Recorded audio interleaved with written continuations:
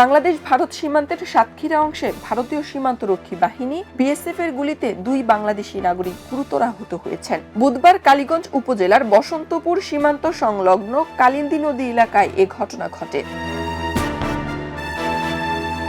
আহতরা হলেন উপজেলার শীতলপুর গ্রামের মহিউদ্দিন হোসেন এবং হোসেন শাহীন। তাদের সাতক্ষীরা মেডিকেল কলেজ হাসপাতালে আশঙ্কাজনক অবস্থায় চিকিৎসা দেওয়া হচ্ছে।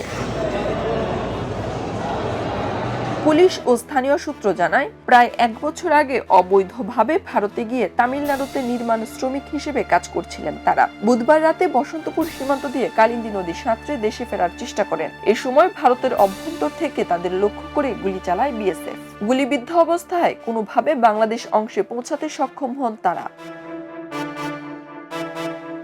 পরে স্থানীয়রা তাদের উদ্ধার করে প্রথমে কালীগঞ্জ উপজেলা স্বাস্থ্য কমপ্লেক্সে নিয়ে যায়। সেখান থেকে অবস্থার অবনতি হলে দ্রুত তাদের সাতক্ষীরা মেডিকেল কলেজ হাসপাতালে পাঠানো হয়।